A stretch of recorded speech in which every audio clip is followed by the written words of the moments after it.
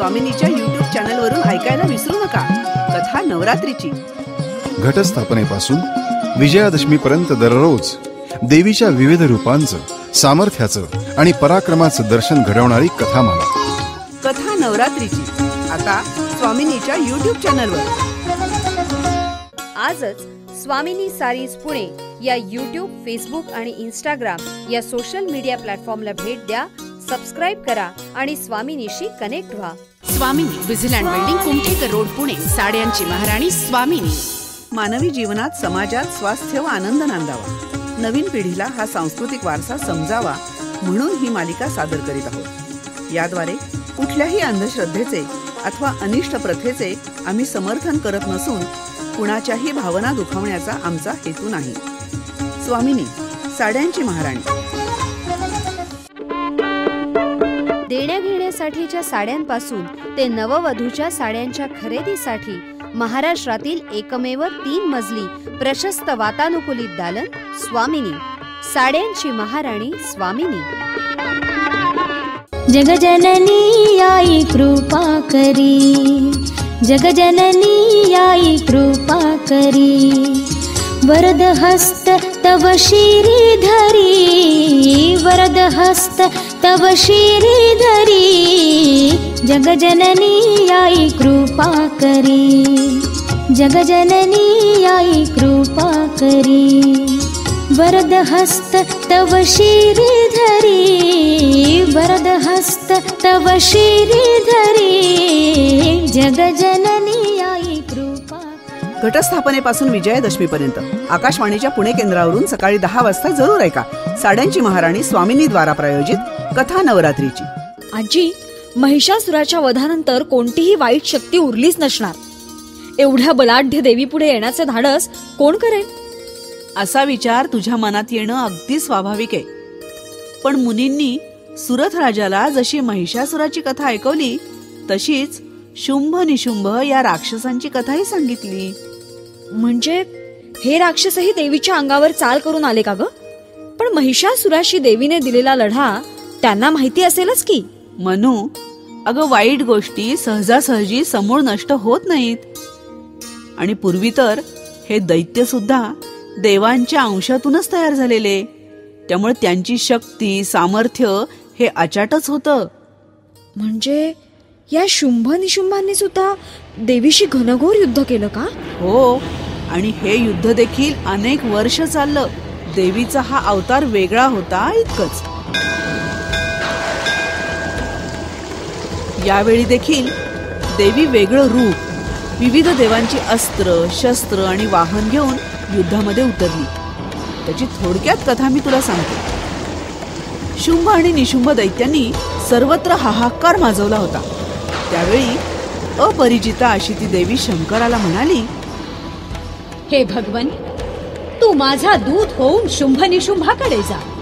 त्या 2 दैत्यांना आणि त्यांच्या इतर राक्षस बांधवांना असे सांग की जर तुम्ही जिवंत राहू इच्छित असाल तर त्रैलोक्यात इंद्राला निर्विघ्नपणे राज्य करू द्या.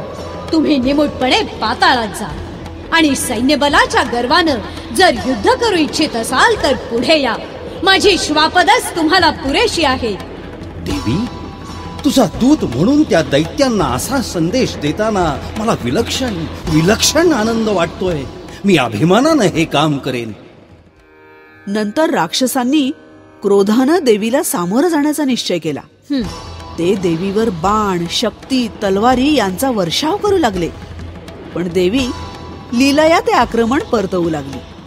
आजी, यावेळी देवी बरोबर देवांचं सामर्थ्य होतच ना? म्हणजे वज्र, चक्र, शूल ही सर्व अस्त्र आणि देवांची शक्ती सगळं होतं. हा, पण यावेळी राक्षसांच्या बाजूनं रक्तबीज नावाचा एक महाभयंकर राक्षस होता. त्याचं वैशिष्ट्य असं की त्याच्या शरीराच्या रक्ताचा थेंब जेव्हा भूमीवर पडे तेव्हा त्या थेंबापासून त्या राक्षसासारखाच मोठा राक्षस तयार होई. म्हणजे रक्ताच्या एका थेंबातून आणखीन एक राक्षस? मग त्याला मारण्यात काहीच अर्थ नाही. हा काहीतरी वेगळाच चमत्कार म्हणायचा. हो ना, पण यावर देवीनंही आगळी तोड काढली.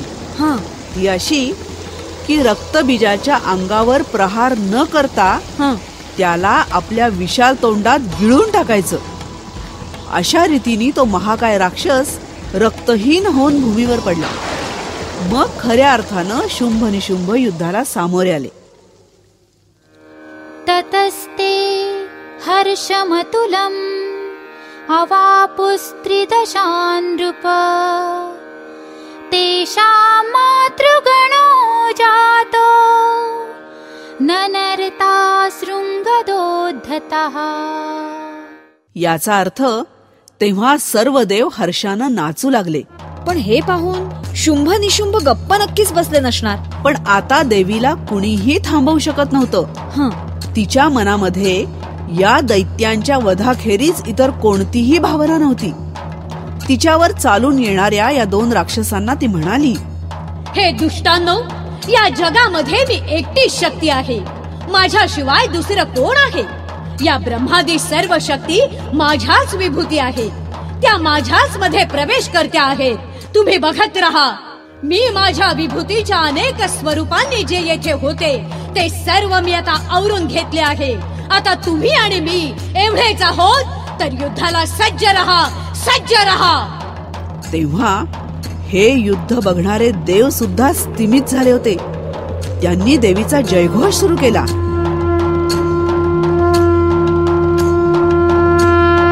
तिला बळ मिळावं, लढण्यासाठी शक्ती मिळावी म्हणून त्यांचा गजर सुरू होता.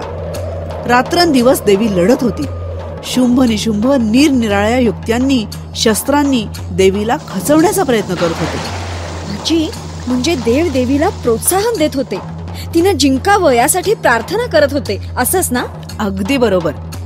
प्रत्यक्ष लढाईत सहभाग जरी देवांचा नसला तरी देवीला प्रोत्साहन देण्यात ते कुठेही कमी नव्हते.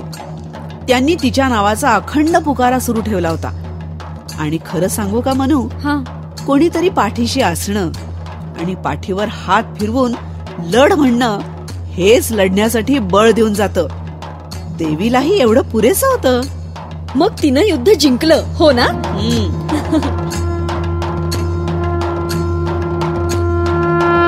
शुंभ निशुंभानं अनेक शस्त्रांचा मारा केला. शेवटी प्रथम निशुंभानं प्राण सोडले आणि अखेरीस शुंभाचीही तीच गत झाली. यामुळे देवतांना खूप आनंद झाला.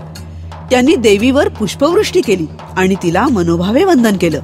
देवीनं कृपादृष्टीनं विचारलं, हे देवांनो, आज मी अतिशय प्रसन्न आहे. जगाला उपकारक असा कोणताही वर मागा. तेव्हा देवानी नम्रपणे वर मागितला, हे भगवती, जगाच्या सर्व दुःखांचं शमन आणि आमच्या शत्रूंचा नाश एवढं कार्य तू अखंड करत राहा देवी. मी आताच दैत्य आणि राक्षस गणांचा नाश केला आहे, पण ते पुन्हा या पृथ्वीवर जन्म घेऊन उपद्रव देणार नाहीत असं नाही. पण अशा वेळी माझा जेव्हा जेव्हा पुकारा होईल तेव्हा मी अवश्य अवतार घेऊन येईन. माझी अनेक रूप असली तरी मूल शक्ती एकच असेल.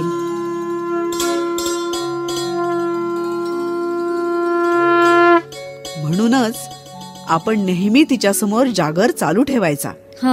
नवरात्रात अष्टमीला म्हणजे आज घागरी फुंकून असा जागर करतात.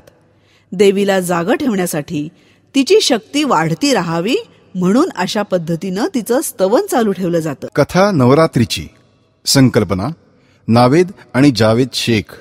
लेखन श्रद्धा कुलकर्णी. श्लोक पठण धनश्री गणात्रा. सहभागी कलावंत सुनेत्रा मंकणी, हिमानी निलेश. विशेष आभार डॉक्टर अरुणा ढेरे. निर्मिती व्यवस्था शेखर काळे. स्वामिनीच्या YouTube चॅनलवरून ऐकायला विसरू नका कथा नवरात्रीची. घटस्थापनेपासून विजयादशमीपर्यंत दररोज देवीच्या विविध रूपांचं, सामर्थ्याचं आणि पराक्रमाचं दर्शन घडवणारी कथामाला. कथा नवरात्रीची आता स्वामिनीच्या YouTube चॅनलवर. आजच स्वामिनी सारीज पुणे या YouTube, फेसबुक आणि Instagram या सोशल मीडिया प्लॅटफॉर्मला भेट द्या. सबस्क्राईब करा आणि स्वामिनीशी कनेक्ट व्हा. देण्याघेण्यासाठीच्या साड्यांपासून ते नववधूच्या साड्यांच्या खरेदीसाठी महाराष्ट्रातील एकमेव 3 मजली प्रशस्त वातानुकूलित दालन स्वामिनी. साड्यांची महाराणी स्वामिनी.